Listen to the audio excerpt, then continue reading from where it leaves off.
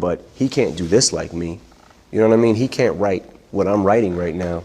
And it started to feel like, you know, maybe Marshall's getting a little respect. His real name is Marshall Mathers, but you probably know him as Eminem. He's the biggest selling artist of the past decade, earning 13 Grammys, 1 Oscar, and mountains of criticism for lyrics that are as profane as they are poetic. Whether you're a fan of rap or not, Eminem's life story is an extraordinary tale of success against all odds, a story he rarely talks about, and one we first told you about last October. Back then, we met up with Eminem in his hometown, Detroit, in order to find out how a white kid who never made it past the 9th grade was able to propel himself to the top of a predominantly African-American art form.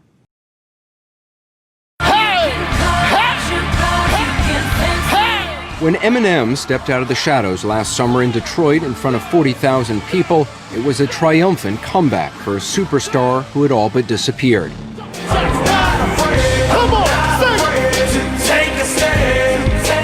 Now 38 and sober, after struggling with addiction for 5 years, he has the energy and intensity of a boxer. A fighter trying to win from the crowd one simple thing. Respect. Respect. Respect.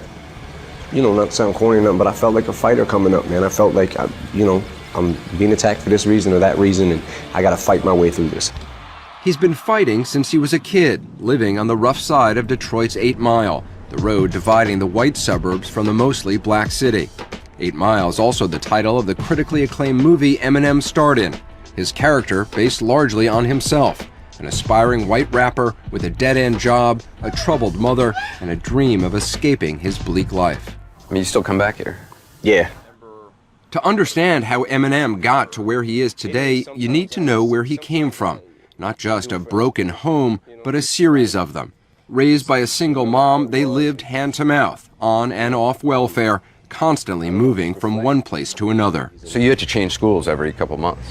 Yeah, I would change schools 2-3 times a year, and that was probably the roughest part. The roughest and most formative. He was a shy kid in tough public schools and was frequently bullied. You got beat up a lot as a kid? Yeah, there was a lot of instances that I would. You got beat up coming home from school? Beat up in bathroom, beat up in the hallways, shoved in the lockers, just for the most part, man, just being the new kid. He discovered rap as a teenager, and in its tough talk and street smart sound, found his voice.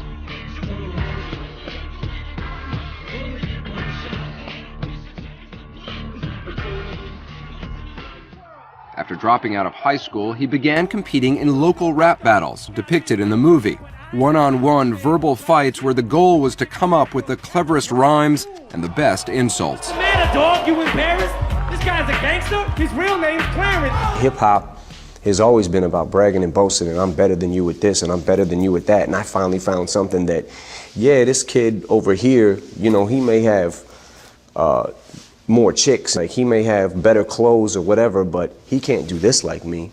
You know what I mean? He can't write what I'm writing right now. And it started to feel like, maybe Marshall's getting a little respect. That respect was hard-won. He was often the only white guy competing in underground clubs like this one. Did you feed off the fact that people maybe underestimated you or didn't respect you early on? Definitely. I think that, there was certainly like a rebellious, like youthful rage kind of in me. And there was also, the fact of the no getting away from fact that I am white, and this is predominantly black music, and people telling me you don't belong, like you're not gonna succeed because you're this color. Then you wanna show those people that, that you can and you will.